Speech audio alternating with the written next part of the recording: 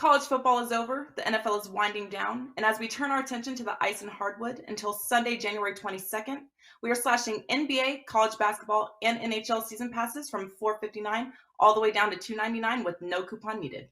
This special price locks in your favorite handicappers in the sport of your choice through the championship for pennies on the dollar versus buying daily packages. And since the price will remain $2.99 through midnight on January 22nd, the earlier you buy, the more days you get included at no additional cost. How much are you saving? College basketball comes to just $3.55 per day through March Madness, and the NBA and NHL discounts come out to just under $60 per month to lock in your favorite handicapper through the finals or Stanley Cup. Go to your favorite handicappers page at WagerTalk and or Sports Memo and lock in your sports through the championship for only $2.99 each.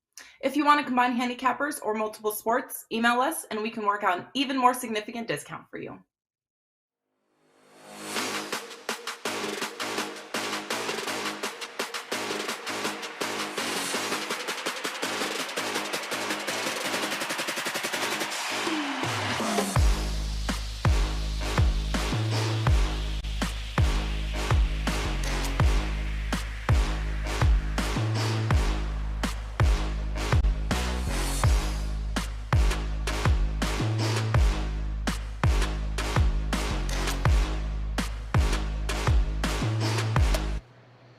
Hey guys, welcome in on a very happy Thursday now to you here, January the 12th, 2023, and college basketball rolling on here with some great conference battles again here tonight. We're going to break down a few of these games, see if we can find a couple of edges. We'll throw out a few best bets, and hopefully we'll all be cashing a few tickets when it is said and done. And we'll do it, of course, with three of our favorites at WagerTalk.com. As Tony Finn in the house, along with his brother from a different mother, Tony Mejia, no relation. And there's Rob Vino in the house hanging with us here today. Gentlemen, happy Thursday. Lot going on in college hoops here. A lot going on this weekend, in fact, here, obviously, with the NFL playoffs, NBA action in full swing. So on this Thursday there, Vino, is there anything that we've got locked and loaded already at Wager Talk for us? NBA, Joe. NBA is locked and loaded right now. Up and available, a 4% best bet and 1.3%, top play. So last night, nice night, 2-0 in the NBA, 1-0 in college with a free play on that TCU Texas first half over. Got there, hit 71. The number was 67.5. So we're on a pretty good roll here to start the season, Joe, or actually to start the new year, I should say. Plenty of seasons going on, but if you're interested in NBA, it's up right now, WagerTalk.com. All right, guys, opportunity presenting himself. Finn, how about you, my man, NBA, college hoops? What do you got loaded for us tonight? I have college loaded. I have two games for tonight. NBA will be loaded as soon as the show's over, and I'm still working on, although it's available, a big weekend in the NFL, obviously, wildcard weekend, only at WagerTalk. Guys, there is plenty of ways to make it a profitable day and weekend here. Mejia knows all about that. Tony, what do you got loaded for us at Wager Talk? I would imagine a little something for everybody. Yeah, we've got a 4% NBA play up and available. It's been a light week after a big volume weekend, so weekend went well. Week 18 was kind to us. There is a 5% available. It went off for this weekend's playoff action on $9 Monday, so now it's back to its normal price. But those that got in early have the play already. It's for Saturday's action. So, just plugging away. NBA and college basketball have been good of late. I'll probably have a college basketball play up later after the show. Won a freebie yesterday that I gave away on the First Family Show with Washington State. So, looking to stay hot. All right, looking to stay red hot is what we're looking to do here for you guys today. We'll break down some of these games. By the way, just fantastic lighting there, Tony Mejia. I don't know what's going on there, but really nice job. Let's look at the Zags taking on BYU if we can for a minute, because well, this is always an interesting game year after year, one in which, BYU is hoping to be on top here. 6.5, a little bit of a light number according to some. 150, 3.5, and that has been steamed up. 151s earlier this morning. 9:30 Eastern time tip, and I get the total being pushed up because run, Rob Vino. That's what they're going to do. So should be a fun one here tonight. Who do you like? Yeah, and what's crazy about that run, Jim, we'll get into some specific numbers here in a second, but BYU, last 7 games, their first halves of their last 7 games are 7-0 to the under. Their last 5 games overall are 5-0 to the under. And this is from a team where you start looking at their transition offense numbers. They rank among the nation's best in transition offense. They're number 3 in percentage of field goals attempted in transition.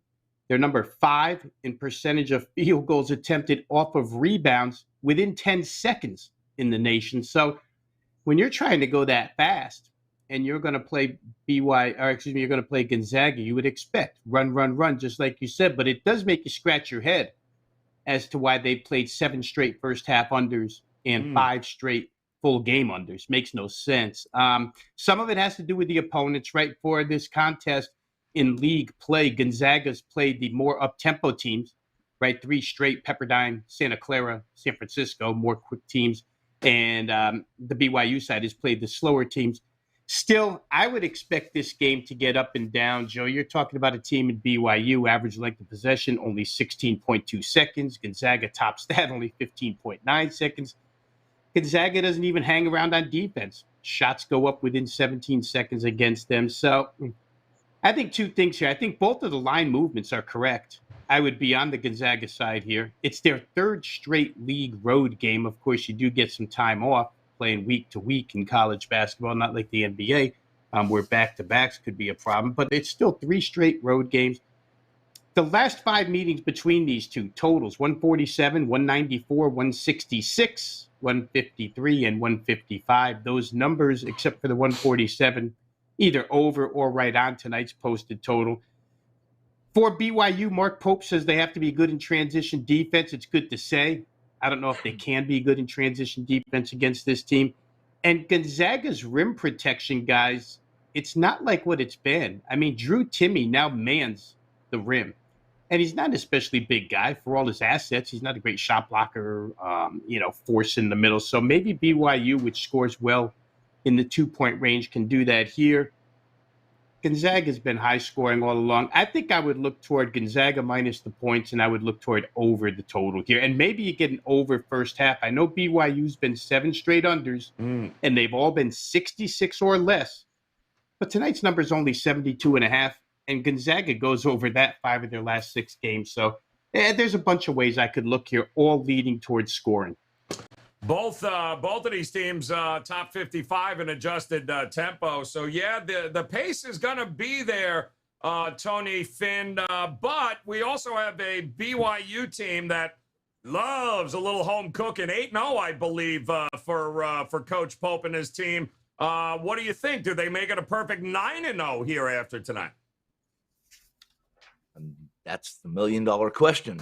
I would say yes, of course they are. BYU has not impressed me at all this year. There's been a few 15-minute moments inside of a 40-minute game that I've liked, or maybe I've liked it because I had I was vested in BYU. You know what I mean? But Gonzaga won both of these meetings last year. They're about 20. I think the number was 22-7 is what I read all time versus BYU. But I think.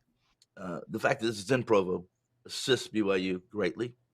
And I think it's time that, we started a petition and started something where we go ahead and just graduate the Zags team to the hierarchy of basketball. And I'm expecting some drive-bys from BYU and other fans of teams on the West Coast. But the truth is, when it comes to us and the 4 of us discussing whether we're going to support Gonzaga, as an investment, it's tough to do, guys. It really is. I mean, what's their number against the spread this year? I think it's 4-11 and change, 4-11-1 maybe.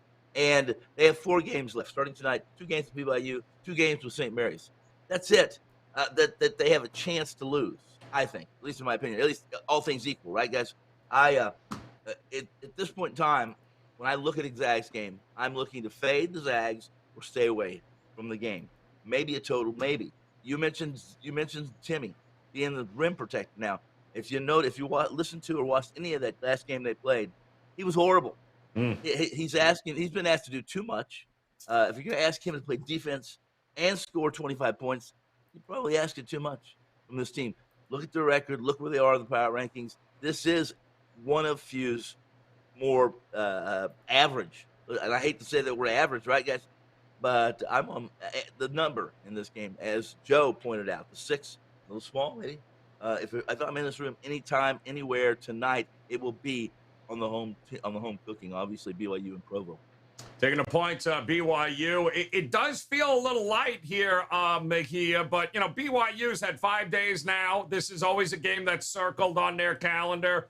They are looking, and they got a pretty deep team here this year, too. I think they're averaging about 33% in bench minutes here. So Pope's rotating them in and out. They're going to be able to be fresh against now, a Gonzaga team. This is their 3rd game in, 7 days? On the road, no less. So are you buying maybe a little home dog here tonight with BYU, or is it Gonzaga all the way? No, I could get behind BYU, but there's a little bit of a change there for the Cougs. Rudy Williams, their leading scorer, is now going to come off the bench, and so they're starting freshman Dallin Hall. So that's new. And I think getting off to a fast start is the key for BYU, because Gonzaga on both of these legs on the road trailed at San Francisco by double digits, and we're down early at Santa Clara. They stormed back to only trail by 1 at the break, but yeah, they're getting to the Zags early. There's no Chet Holmgren to protect the paint anymore, as my cohorts have pointed out. It's Drew Timme, and he's not quite a defensive player. His talents are more on the offensive ends with footwork and his touch around the rim. Defense, I mean, you can get to this Gonzaga team. They've got some depth. I've seen Hickman step up of late, and Strother and Bolton. I mean, guys that are not household names, but are stepping up to make sure that it's not Drew Timme and everybody else. It's they've been getting some solid production. So, but again, I mean, this Gonzaga team is vulnerable. It's the last trip that the Zags will take to the Marriott Center, which is one of the toughest places to play in the country for the foreseeable future, because BYU is moving to the Big 12 next season. So, we'll see if the Cougs are able to send Gonzaga home with an upset loss. Okay, let's do it. Should be a good one tonight, guys. 9:30 tip on that one out west in Provo. We'll move on here, though. We'll keep it out west. Let's go to the Pac-12, talk about them Trojans taking on Colorado here. 3.5 now is the number here, USC. That total is 139. And, this is a group of teams in this Pac-12. Everyone has talked UCLA and Arizona, but USC, Colorado, you're right under that. And it's pretty damn competitive here. And USC, I believe, both of these teams top 60, 65 in KenPom. You got to feel the 3.5 is about right, Vino, here. Do you see an edge one way or the other with these two teams? Well, I think if there's an edge, Joe, it goes beyond the fundamentals and probably is a situational edge, right? Colorado's in off of back-to-back monster wins at home. They allowed 42 and 41 points to Oregon State and Oregon, win by 20 and 27 in those 2 home games, while USC walks in off of back-to-back losses. So you got a team on the road off back-to-back league wins, a team at home off back-to-back league losses. Situationally, it would speak to the USC side at home being the more desperate team, the one coming home searching for a win. That last loss to UCLA, kind of a heartbreaker because they're down 18 at half, come all the way back, and then get beat at the end. So I think situational play certainly points toward USC here. USC did not shoot well from 3 in in either of those losses, 18.8 and 16.7%.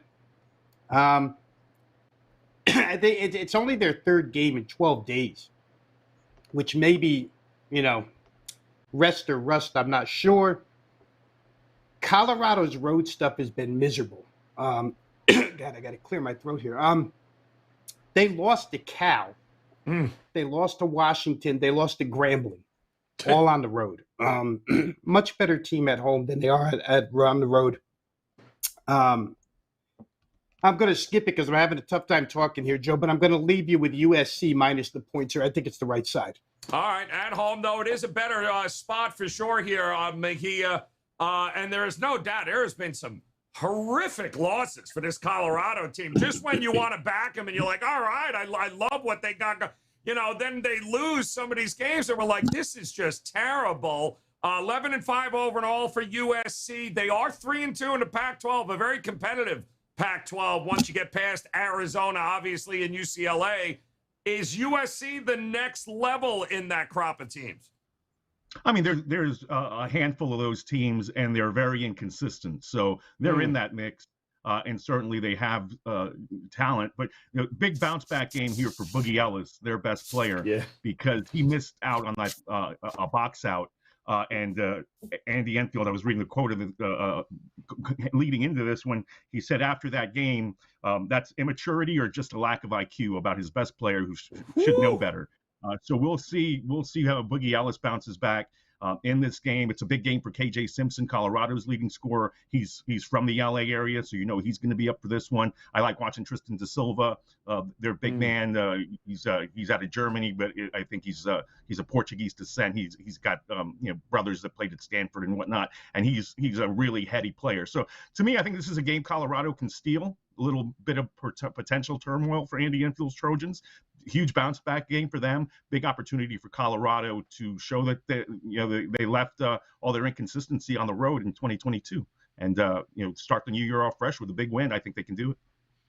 Yeah, if I'm not mistaken, these two coaches don't like each other either. Neither of them, right, Vino? I mean, both of these coaches have taken a few shots at each other over the years. So there is a bit of juice in this game, which we love. I mean, Colorado did beat Tennessee, Finn. Yes, they lost to Grambling, but they did beat Tennessee. So what do you think here? It's a mess, isn't it? The thing that I like about this game, is USC is actually going to be at home and been at home for almost a month, right? December 15th, I think, was their last home game. And they've struggled to put a whole game, play a one complete game. A lot of it has to do with some injuries they've played through. As many production points that came back with this USC team, it's surprised to see them be less offensive and more defensive, should I say, I think, overall so far. The same can be applied to Colorado. Despite who's won consecutive games coming in or lost consecutive games coming in, if USC seems to always play better against the teams who are winners. Put USC against a dog like Tony Finn, and Tony Finn's probably going to win. So, or at least cover one of the two. And in this point, Colorado defense has been a big help over the last few games. They're going to welcome back one of the big names, Gavidon, and that alone makes this a really competitive game. I still like USC. I like them in front of their home crowd. Some of the students are back, right, guys? This time of year, I really give no team home court advantage because winter break is still here. And unless there's an aberration on a specific venue, that edge that college players have playing at home isn't what it will be here in about a month, especially when February and March roll around. Give me USC minus the points tonight. All right, USC minus the points seems to be a pretty good consensus here. One more game out west here we're going to take a look at, and we're going to Eugene here, people. Oregon hosting Arizona State as Hurley and the boys on their way here, and this one's going to be 9 o'clock Eastern time. Oregon now up to 5. This was around 4 earlier. 137.5 is what we are looking at here. And listen, the record of Oregon, when you look at them, you're going, wow, they suck this year. But look at who they have played. This is now going to believe the 11th game against a top 100 team this season. Dana Altman, Vino, has hid from nobody. He has played everybody who's anybody. And the team does feel like they're starting to turn a corner as of late here. Arizona State, great defense. Don't trust the offense. Do you think they can handle and heck, even win this game outright tonight against Dana Altman in Oregon? But they're kind of mirror images, to tell you the truth, Joe. I mean, when you look at the matchup, the defense versus offense, it's almost exactly the same. Neither team can shoot a three. Both teams have great paint defense.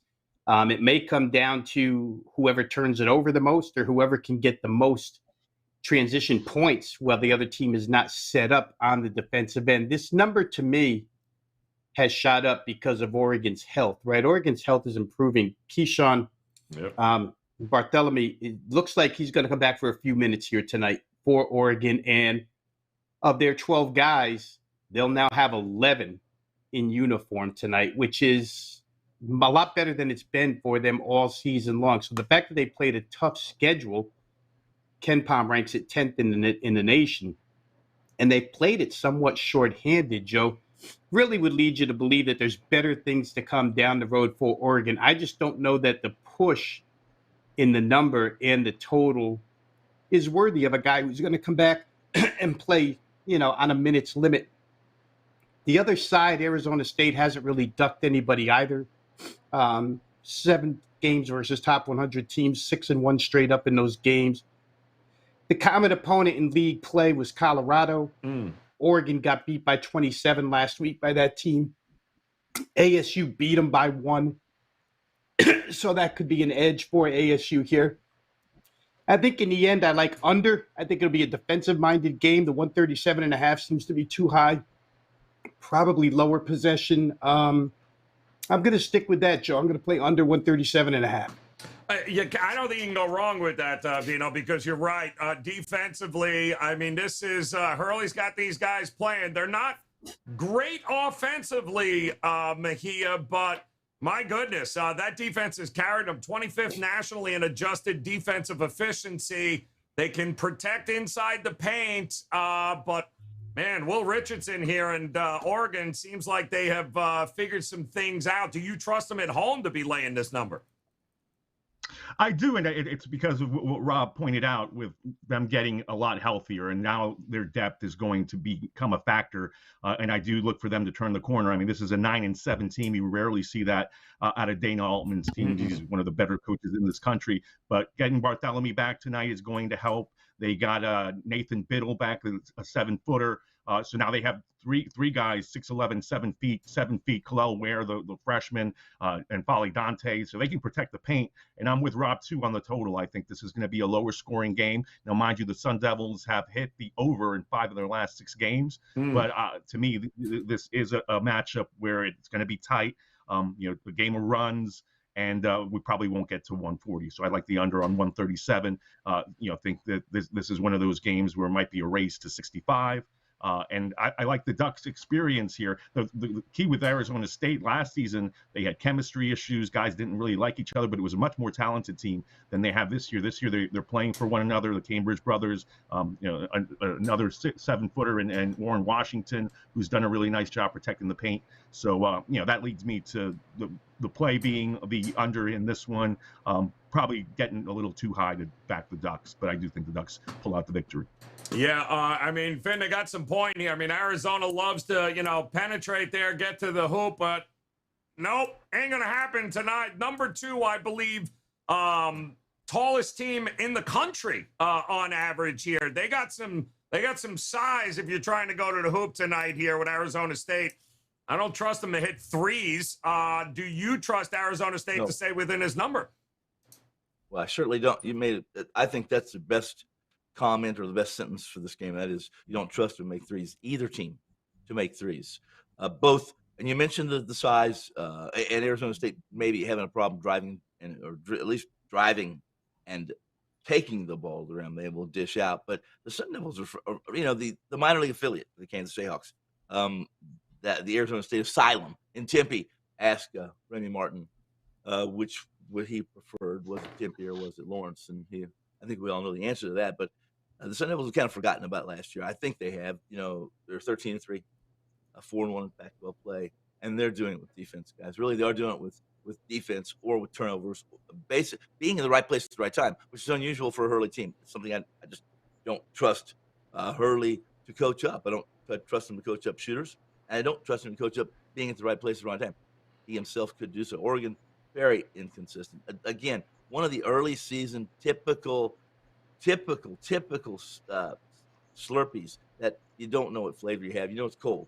You just don't know what flavor you have. And when you figure that out, who's going to step in front of Oregon right now at home and be proved that same thing, same time, different year, where they start playing better basketball. Arizona State's risen from the ashes, as I've described from last year. In my opinion, they're playing a little better. I don't trust them. Oregon is healthier now, so I really expect Oregon, especially at home, to be tough tonight. And while the number is should lead you to Oregon, shouldn't it, guys? Plus, what's 4.5, 4.5 right now? You cannot possibly be taking ASU only plus that, a field goal and an extra point in Oregon. So I'm on the Ducks minus the points. And may we, those of us on this game, be lucky tonight. All right. Well, it's going to be a good one. A lot of great games here on the West Coast here tonight. Pac-12, Mountain West, all sorts of good stuff here. So now it is an opportunity for you to find one of these games you guys like a little bit more than the rest. And Vino, we'll kick it to you to start us off here. A lot of different ways to approach this card tonight. Do you have a game you have circled and you like just a little bit more? Well, I'm going to talk about one that we talked about already, Joe, and I'm going to go a little bit contrarian because I pointed out how BYU has been an under team in the first half, their last 7 games, but I don't think that holds up tonight. 72.5, just too low in this matchup against Gonzaga. We've all pointed out the pace of play here, the fact that BYU is a huge transition offense as far as style is concerned, the fact that Drew Timme doesn't protect the rim the way past Gonzaga teams have protected the rim, so straight line drives to the rim should be open for BYU. And on the other hand, I think it was Tony who mentioned how Gonzaga has been down at halftime in their last 2 games. And I don't think Mark Few wants them to be down on the road again. So with enough time to prepare, I think that Gonzaga comes out hot as well. I'll go back to one more point that Tony made, Tony Mejia, which was, oh God, now I forgot the point he was making. It was something to do with. Where do you go, Mejia? I had it right in my head and then I lost it. Needless to say, it was what I would call a very insightful point. I think this thing, if I take the other side of it, Joe, Gonzaga does get over 72.5 in 3 of their last 4. So there's 2 sides to every story here. I like the tempo. I like the shooting ability. We've talked a lot about teams here that can't shoot threes. These are not 2 of them. Gonzaga certainly can shoot them. I'll play over 72.5 first half. All right, there you go. Love the approach there. Mejia, do you remember what you said? That stuck with Vino. Help him out. If not, give us a best bet here tonight. Where are you looking?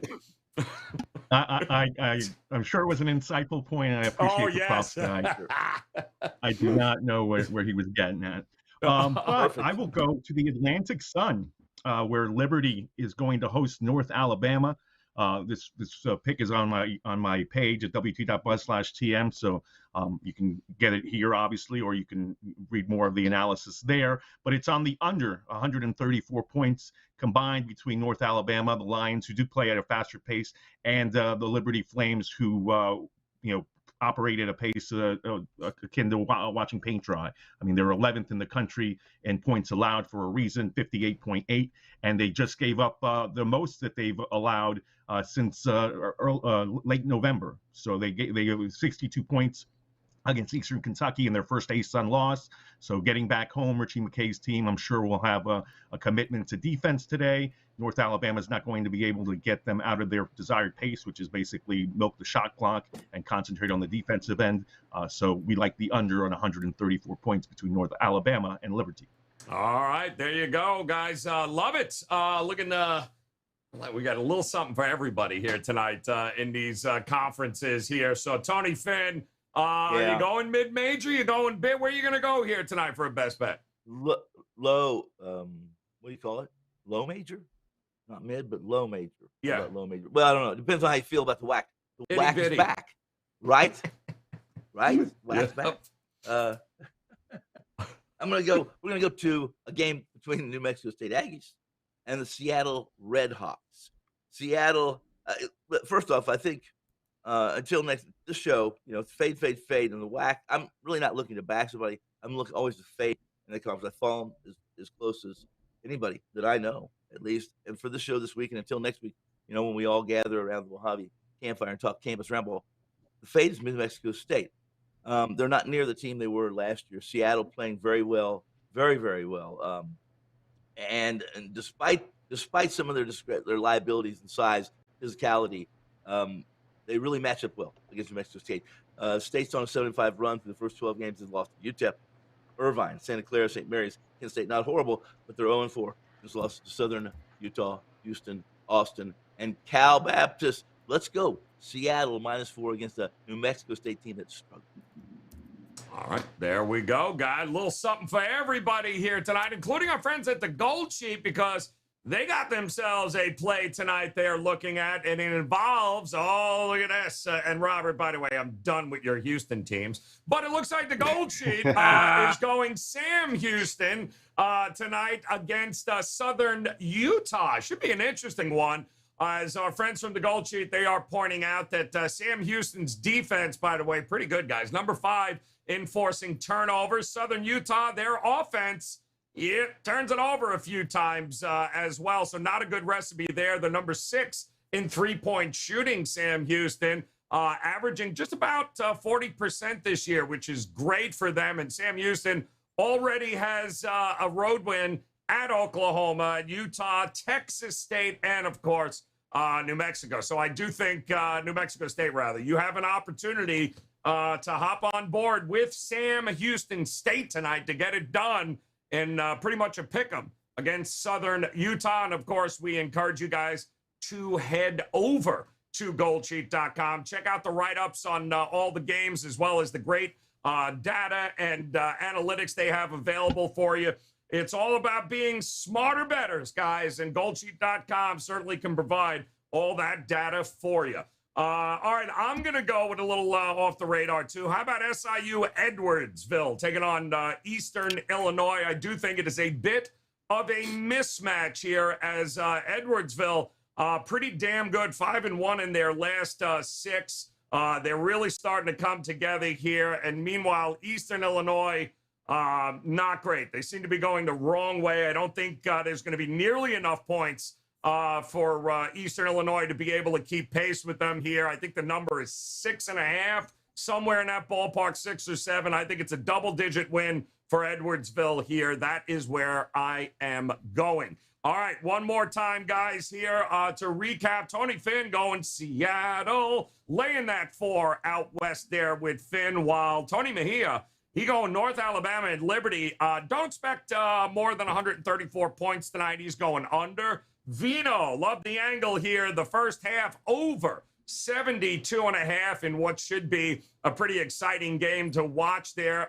The Zags of BYU. I'm going to go Edwardsville. I'm going to lay that 6.5 against Eastern Illinois, while the Gold Sheet, they're going to take the pick'em price with Sam Houston State. Fun card here tonight in college hoops, guys, and certainly hope you'll head over to WagerTalk.com. Visit Rob Vino. Visit Tony Mejia, as well as Tony Finn, as their best bets locked and loaded, not just in college.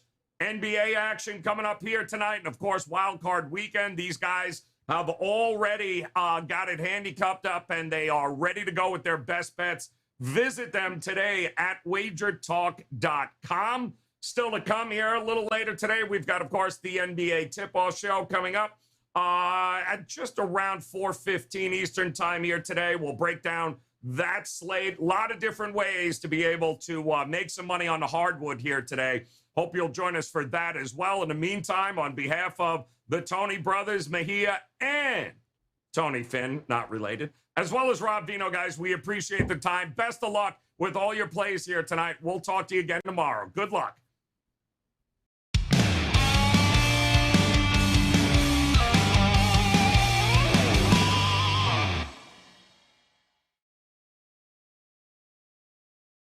College football is over, the NFL is winding down, and as we turn our attention to the ice and hardwood until Sunday, January 22nd, we are slashing NBA, college basketball, and NHL season passes from $4.59 all the way down to $2.99 with no coupon needed. This special price locks in your favorite handicappers in the sport of your choice through the championship for pennies on the dollar versus buying daily packages. And since the price will remain $2.99 through midnight on January 22nd, the earlier you buy, the more days you get included at no additional cost. How much are you saving? College basketball comes to just $3.55 per day through March Madness, and the NBA and NHL discounts come out to just under $60 per month to lock in your favorite handicapper through the finals or Stanley Cup. Go to your favorite handicappers page at WagerTalk and or Sports Memo and lock in your sports through the championship for only $2.99 each. If you want to combine handicappers or multiple sports, email us and we can work out an even more significant discount for you.